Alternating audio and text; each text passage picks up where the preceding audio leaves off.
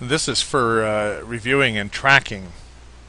Let's assume that this was an assignment for a person, a young man, a young woman to do some initial writing, and this is what was submitted, and you see grammatically that there's no squiggly lines or anything. So let's take a look at how we can pass on that. First of all, just read it. A man was building a boat in his cellar. As soon as he had finished the boat, he tried to take it through the cellar door. It would not go through the door, so he had to take it apart. He should have planned better. Well, let's go to, first of all, to review, so we can track this a little bit. So we come to the review, and we're going to tell it to track our changes. So we click on this and tell it, go ahead and track our changes. And so let's come along to this first thing here and say, maybe this isn't right. And so as we go like here, as we take that off and put it like this, we see that it tells us it's deleted. So let's go ahead and leave them a message here also, a comment of what we did here, and say please use the correct form.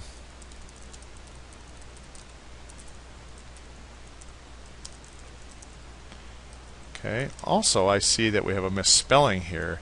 I'm going to go ahead and put the correct spelling in, and again it marks that for the student. Okay, so here under this markup, let's go ahead and look at like the balloons here.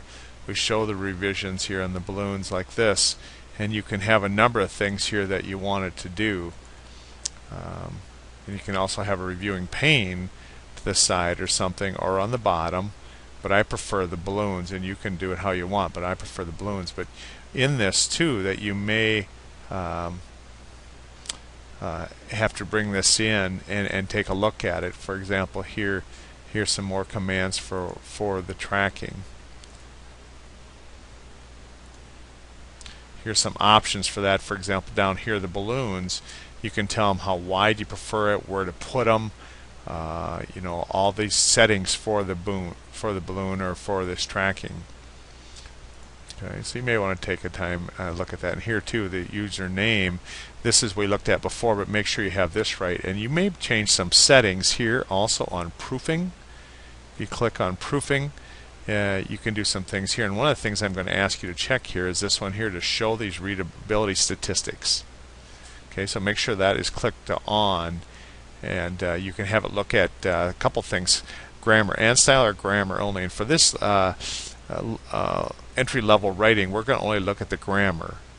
Okay, and there's a bunch of other settings you can use here, and you may do this. For this particular one on this computer, you would say, I want to hide these things, so it doesn't correct spelling or grammar as they write. But for the most part, it may be best if they do have access to that early on, so that they get used to learning how to do their own editing with that. So that's how we go through there, and what I want you to do as part of the assignment here is go ahead and analyze this whole thing and find all the mistakes in it and correct them. And you don't have to leave a note for each one, but I do want you to find all the mistakes and before you submit it. Okay. So that's how you track it. That's how you can give it back. You can, you know, obviously in comments too, you can leave an ink comment if you want, but leave me some comments, and also you can put a grade on here with the comment, why or not, you know, what the reason is for your grade. Now, one more thing I want you to do with this in analyzing, and that is over here under this grammar and spelling. Now when we come into this, I tell it to grammar and spell. I'm just going to ignore this for now. And as I come here, I'm just going to go through this. And now here's the readability statistics that I want you to do. And what it does is it tells me how many words they wrote in this assignment. And this would be a good starting point for baseline or paragraph sentences, and see if we can improve. This would be a baseline study for an informal assessment. And then the sentences per paragraph, words per sentence, characters per word. And here's what they're saying. The reading level, this Flesch Kincaid reading level, is at a 0.6. So in other words, it's very immature writing. And so what you would do through instruction, you'd be able to continue to use this. What I want you to do is to go ahead and clip this like this and bring that in here too, so that you have these. And now you have this each time. You can keep track of this if you want on what's going on. Okay, and so you copy and paste this and bring this in so that you can show me that you know how to do this. Readability statistics, you have to make the check mark so it comes on, and then you can paste it. Let's see, like this. Let me go ahead and just save this for the heck of it. Save it someplace.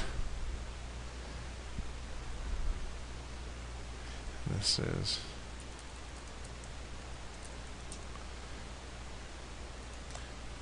and now I can import it right here.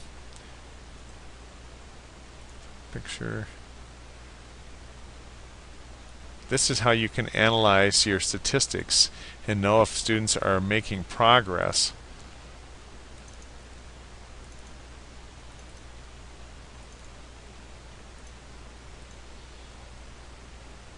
There it is. Okay. And you can make comments on this too. You could analyze this for the student also.